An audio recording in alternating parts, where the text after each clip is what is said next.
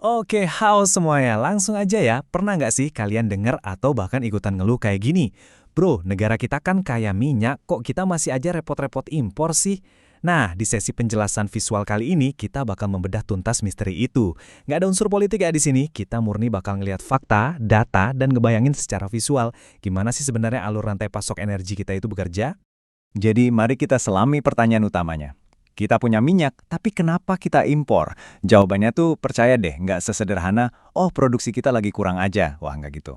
Ada lapisan soal teknologi, pertimbangan ekonomi, dan bahkan sejarah panjang di baliknya.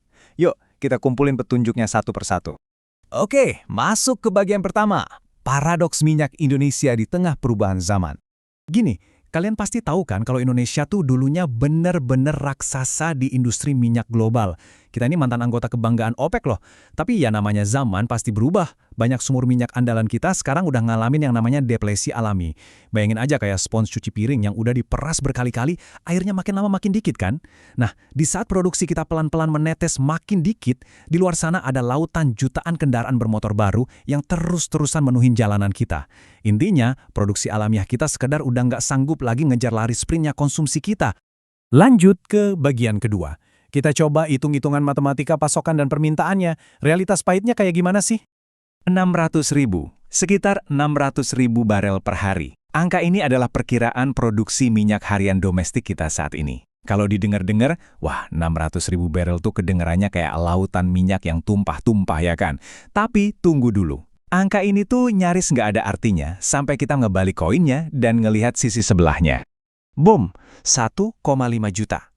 Ini teman-teman adalah perkiraan raksasa konsumsi kita setiap harinya. 1,5 juta barel per hari. Gila kan? Energi semasif ini tuh dihisap habis setiap hari buat muter roda industri, logistik pengiriman barang yang kalian pesan tiap hari, nyalain pembangkit listrik, dan pastinya ngisi tangki jutaan kendaraan di luar sana. Nah, secara visual, ketimpangan inilah yang jadi akar masalahnya. Coba aja bayangin, pasokan produksi kita tuh bener-bener kelihatan kerdil banget kalau dijajarin sama menara konsumsi kita yang menjulang tinggi itu. Selisih yang menganga gede ini adalah fakta matematis yang nggak bisa kita sulap pakai sihir. Kekurangan raksasa itu cuma bisa ditutup pakai satu cara logis. Yap, impor. Sekarang kita masuk ke bagian ketiga, kendala infrastruktur dan kualitas. Disinilah plot twist-nya dimulai. Jadi gini, ini plot twist yang lumayan jarang dibahas orang. Minyak mentah atau crude oil yang kotor dan kental dari perut bumi itu nggak bisa loh tiba-tiba langsung kalian tuang ke tangki bensin motor atau mobil. Bikin mogok yang ada. Dia tuh harus dimasak dulu di dalam kilang supaya bisa berubah jadi bensin, solar, atau BBM siap pakai lainnya. Nah, masalah utamanya, dapur kilang yang kita punya di Indonesia ini jumlahnya terbatas. Dan jujur aja banyak yang umurnya udah pada tua. Ini benar-benar jadi leher botol yang mencekik rantai pasok kita jadi serba lambat. Dan fakta mengejutkannya lagi, minyak mentah itu jenisnya beda-beda loh, nggak seragam. Ada yang namanya light crude. Ini tuh karakternya ringan, cenderung bening, dan gampang banget plus murah buat diolah. Terus, di sisi lain ada heavy crude. Ini kebalikannya, tebal, kental banget nyaris kayak aspal, dan butuh teknologi yang super mahal buat ngeprosesnya. Ironisnya nih, banyak dapur kilang tua kita itu sebenarnya dirancang dan lebih efisien buat masak jenis minyak mentah spesifik yang justru harus kita datangin dari luar negeri, ketimbang maksain ngolah beberapa jenis minyak mentah dari sumur lokal kita sendiri. Makanya, siklus inilah yang ngelahirin sebuah keputusan pragmatis yang sering bikin kita bingung. Kita sering ngejual atau ngekspor sebagian minyak mentah lokal kita ke luar negeri. Terus, uang hasil penjualannya kita pakai buat beli bahan bakar yang udah matang atau udah siap pakai.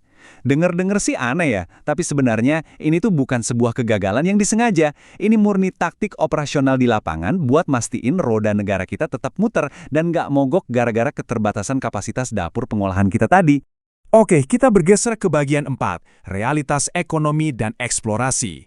Kita ngomongin soal duit dan biaya energi nih sekarang.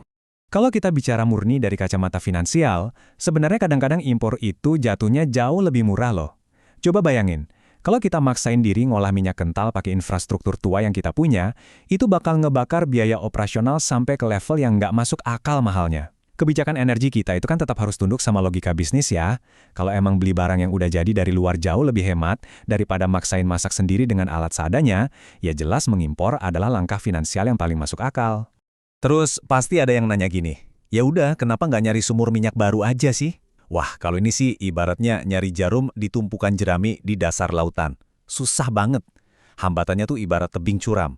Mulai dari biayanya yang masif banget, resiko gagal ngebor yang super tinggi, bisa-bisa ngebakar triliunan rupiah tanpa dapat setetes minyak pun, dan pastinya butuh teknologi yang benar-benar mutakhir.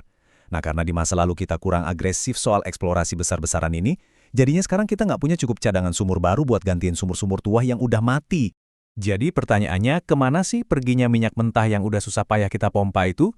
Singkatnya terbagi ke 3 arah. Pertama, ditelan habis buat menuhin kebutuhan dalam negeri, ya sejauh kapasitas kilang kita masih muat lah. Kedua, diekspor ke luar negeri karena kebetulan spesifikasi minyak kita itu lagi laku keras dan dapat harga premium di pasar global. Lumayan kan?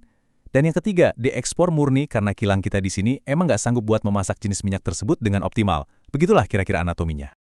Oke, masuk ke bagian kelima, analogi kebun kopi. Kita coba satuin semua kepingan puzzle ini biar makin gampang dipahamin. Coba deh kalian bayangin punya kebun kopi yang luas banget.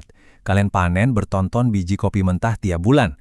Tapi masalahnya, kalian cuma punya wajan kecil buat ngerosting, nggak punya mesin roasting raksasa. Terus gimana dong? Ya sebagai orang yang rasional, pastinya kalian bakal ngejual biji kopi mentah itu ke pabrik gede di luar sana yang emang punya alatnya. Terus pas kalian sendiri pengen ngopi cantik, kalian mampir ke kafe buat beli kopi yang udah siap minum. Nah, petani kopi tanpa mesin yang memadai ini adalah cerminan yang pas banget buat ngegambarin rantai pasok industri minyak kita saat ini. Jadi kalau kita lihat sekilas, secara visual punya negara kaya minyak, tapi kerjanya impor bensin terus, itu emang kelihatan aneh banget, kayak benang kusut yang penuh kontradiksi. Tapi, pas kita udah ngebedah semua lapisannya hari ini, mulai dari ledakan permintaannya, dapur kilang kita yang menua, jenis minyak yang beda-beda, sampai soal efisiensi triliunan rupiah, benang kusut tadi berubah jadi sistem gear mekanis yang jelas. Secara struktural, ini adalah respons yang paling masuk akal dan logis terhadap sistem yang memang belum sempurna.